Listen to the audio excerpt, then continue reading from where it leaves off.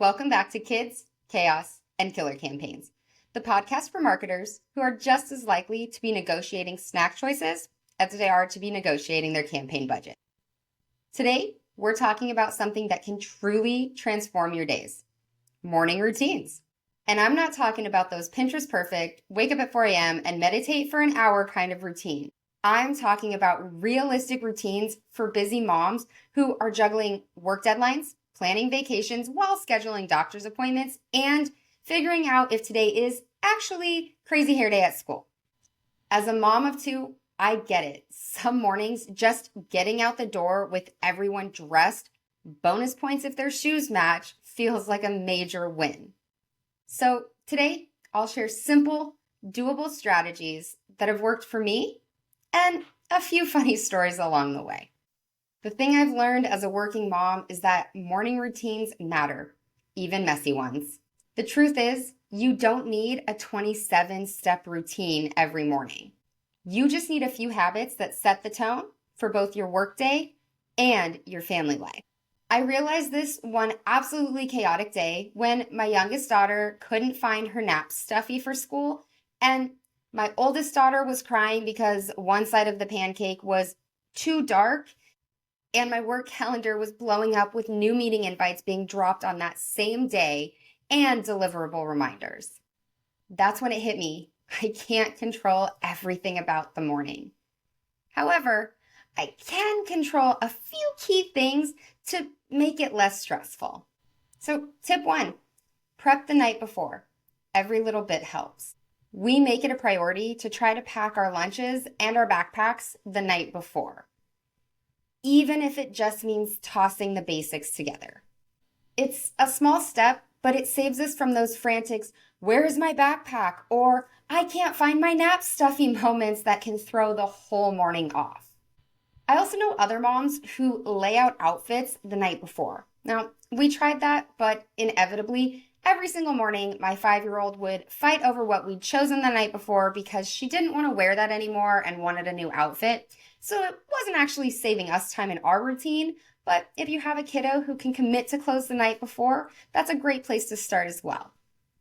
For work, I also make it a priority to look over my calendar the night before, just so I'm not blindsided by an early call or some kind of school meeting or event that I might have forgotten about.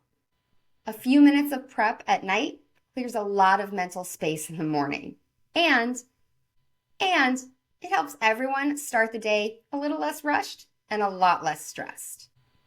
Tip 2, create a non-negotiable morning list. I have 3 simple non-negotiables for my morning routine. The first is hot tea. Reheated once is acceptable and twice is standard. I don't actually start my day with coffee. I start it with a detox tea and a peach mango fizz stick. If you know, you know.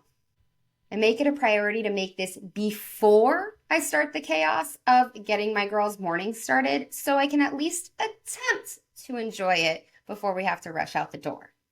My next non-negotiable is 60 minutes of quiet work setup, checking my email, reviewing my calendar, trying to get through tasks that I can at the start of the day.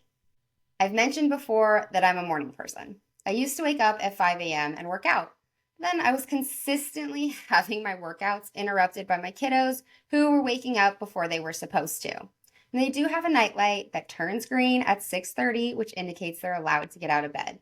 But for some reason, anytime I hit our home gym and started a workout, it felt like suddenly they were up all those mornings, but sleeping in any morning I wasn't working out. So I shifted my routine to fit what works for me.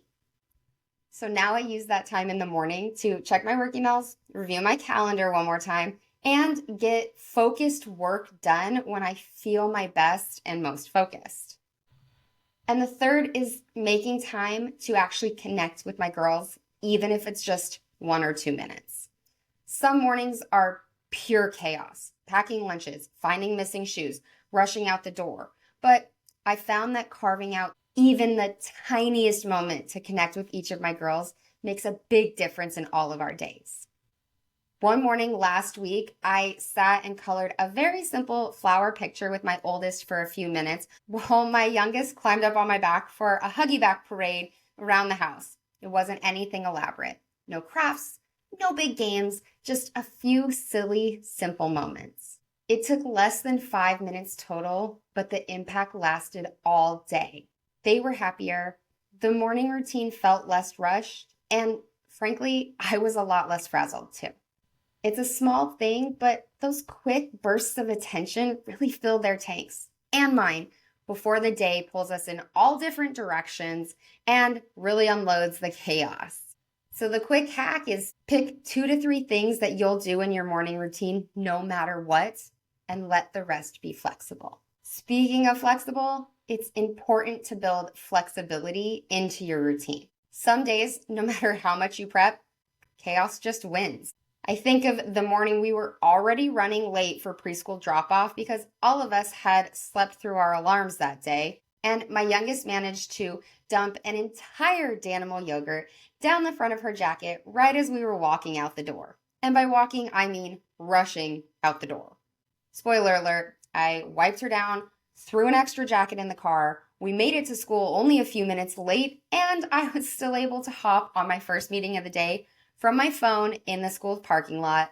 Thank you for Zoom backgrounds. But those mornings are why it's crucial to have a plan A, plan B, and a plan C. Here are a few real life backups that have saved me more than once. 1, I keep a spare outfit for both kids and me in the car, just in case that yogurt explosion happens on its way to school. 2, I've memorized a 5-minute get it together routine for the mornings when there is no time for anything extra. I'm talking tinted moisturizer, mascara, swipe of lip balm, I'm done. And most importantly, I've trained myself to remember that even if everything falls apart, showing up as I am, messy hair, coffee stains, yogurt on my shirt, and all, still counts. Because our kids don't need us to be perfect. And honestly, neither do our colleagues or our clients. So instead of aiming to be perfect, aim for prepared enough to pivot. Because flexibility is the real superpower that gets us through both drop-off meltdowns and last-minute marketing emergencies. So a simple recap. Prep the night before, focus on 2 to 3 morning non-negotiables, and leave space for flexibility and grace. You're not failing if mornings are messy. You're living life with tiny humans and building a career. And honestly, that's a pretty epic accomplishment. So your challenge for today is to pick just one thing that you can do tonight to make tomorrow morning go smoother. Maybe it's packing lunches tonight. Maybe it's getting through your work to-do list, checking your calendar, setting out outfits. Keep it simple. Just one thing to make that morning routine a little easier on yourself. And give yourself credit. You're doing an amazing job, even if no one can find the matching sock. Thank you so much for checking out this podcast. I'd love to hear the topics that you want to hear discussed, so drop them in the comments or shoot me a line on LinkedIn. I encourage you to subscribe to the podcast, leave it a review, and share today's episode with a mom marketer who may be struggling in the morning and could use some tips or could just use the encouragement to know she's still doing an amazing job.